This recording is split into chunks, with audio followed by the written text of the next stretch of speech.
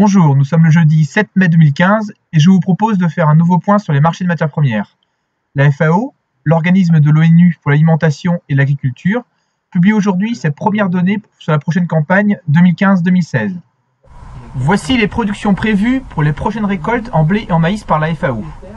À l'heure actuelle, on attend une réduction de 1,4% de la production de blé qui atteindrait 719 millions de tonnes. Et une réduction de la production de maïs de 3% à 995 millions de tonnes. Concernant les autres éléments du bilan, les prévisions de consommation augmentent de manière marginale, établies sur l'augmentation de la population mondiale, pour le blé comme pour le maïs. Les stocks diminuent donc, mais restent très confortables après 2 années, 2013 et 2014, de production abondante. Ce potentiel de production 2015 est-il assuré? Les conditions climatiques sont en tout cas pour l'instant favorables. Sur cette représentation du monde, les zones vertes illustrent des conditions correctes pour le développement des cultures de blé et l'implantation des cultures de maïs dans l'hémisphère nord. Elles sont également bonnes à très bonnes pour le maïs et le soja dans l'hémisphère sud, donc sur le Brésil et l'Argentine.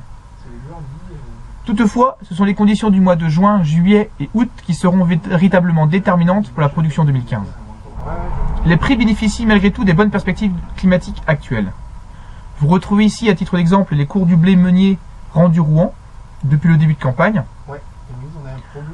On voit que le prix du blé retrouve à l'heure actuelle le niveau de prix le plus bas qu'il a eu depuis le début de campagne qui avait été atteint fin septembre 2014. Sur la graine de soja, on retrouve une configuration assez similaire avec un prix de la graine de soja, donc ici illustré la cotation du Chicago Mercantile Exchange avec l'échéance juillet 2015, on retrouve les niveaux de prix les plus bas également depuis fin septembre, début octobre 2014. D'ici la fin du mois de mai, peu d'éléments peuvent inverser cette tendance de prix. Je vous incite donc à regarder au cours des prochaines semaines l'incidence des prix actuels pour vos entreprises sur des couvertures pour les mois à venir. Je vous remercie et vous dis à bientôt pour de nouvelles informations.